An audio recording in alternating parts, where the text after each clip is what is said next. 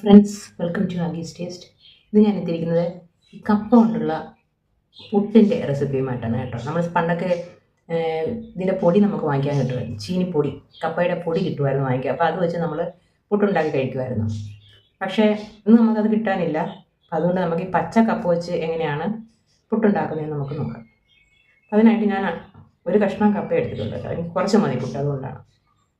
ഇനി ഇതിനെ നമുക്കൊന്ന് ഗ്രേറ്റ് ചെയ്തെടുക്കണം. അപ്പോൾ നമുക്ക് ഗ്രേറ്ററിൽ ചെറിയ ഹോളുണ്ടല്ലോ, അവിടെ വെച്ചൊന്ന് ഗ്രേറ്റ് ചെയ്തെടുക്കാം. ഇതിനെ ഒന്ന് ഗ്രേറ്റ് ചെയ്തെടുക്കാം.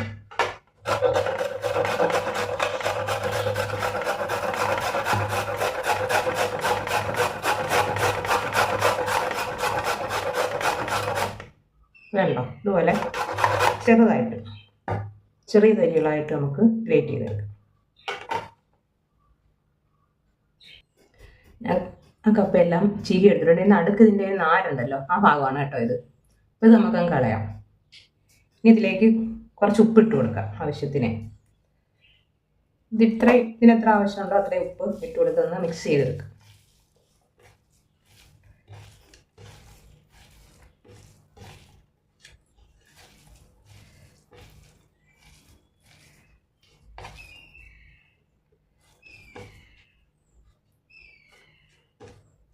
ഇതിന് ഒരു 10 മിനിറ്റ് നമുക്ക് ഇങ്ങനെ മൂടി വെച്ചിരിക്കുക.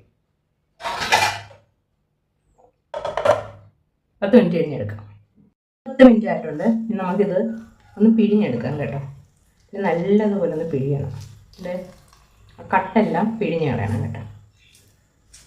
കട്ട് പിഴിഞ്ഞ് കളഞ്ഞിട്ട് നമുക്ക് വേറൊരു പാത്രത്തിലേക്ക് ഇടാം.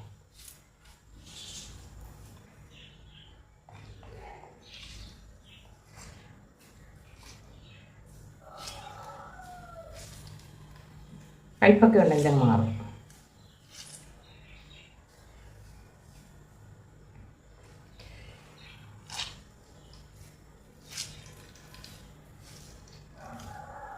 നമ്മൾ ചീനി പുഴുങ്ങാനും കറി വെക്കാനും ഒക്കെ എടുക്കുമ്പോൾ ഊറ്റിയല്ലേ എടുക്കുന്നത്. അതിൻ്റെ കട്ടെല്ലാം നമ്മൾ ഊറ്റിക്കളയും. ഇവിടെ ഊറ്റിക്കളയാൻ പറ്റാത്തതുകൊണ്ട് ഇങ്ങനെ ചെയ്താൽ മതി കേട്ടോ.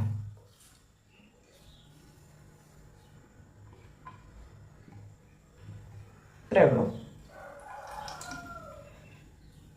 ഇത്രയും അതിൻ്റെ കട്ടാണ്, ഇത് നമുക്ക് കളയാം.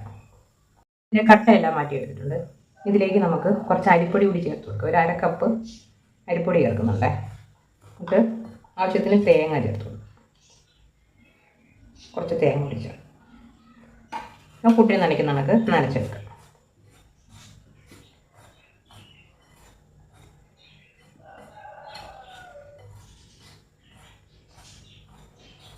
വെള്ളം കുറേശ്ശെ ഒഴിച്ചു കൊടുക്കുക കേട്ടോ.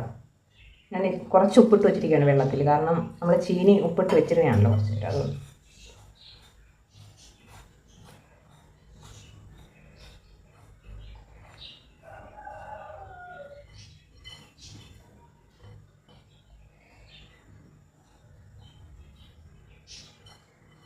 അപ്പം ഇത് പരുവായിട്ടുണ്ട്. നമുക്കറിയാം, പിടിച്ച് നോക്കുമ്പോൾ പിടിയാവുന്നുണ്ട് കേട്ടോ.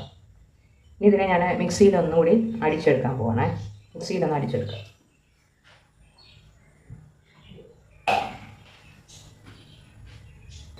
പകുതി ഞാൻ എടുത്തിട്ടുണ്ട്. ഇനി പകുതി രണ്ടാമതടിക്കാം. മിക്സിയിലൊന്ന് പൾസ് ചെയ്തെടുത്തത് ഒന്ന് 2 പ്രാവശ്യം കേട്ടോ. കിറന്ന് 2 പ്രാവശ്യം പൾസ് ചെയ്തെടുത്തു. അപ്പോഴേ നല്ല സോഫ്റ്റ് ആയിട്ട് വന്നിട്ടുണ്ട്. ഇനി നമുക്കിതിനെ പുട്ടുകുറ്റിയിൽ നിറച്ച്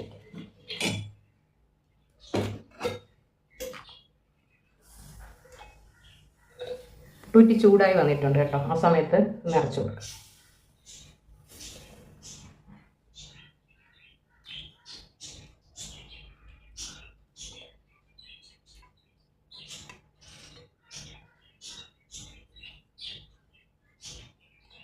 ഞങ്ങൾ വളരെ കുറച്ചേ എടുത്തിട്ടുള്ളൂ. ഞങ്ങൾക്ക് 2 പേർക്ക് മതി. അപ്പോൾ പിന്നെ കുറച്ച് മതിയില്ല, അതുകൊണ്ട് കുറച്ച് എടുത്തു. നല്ല സോഫ്റ്റ് ആയിട്ടിരിക്കുന്നത് കേട്ടോ.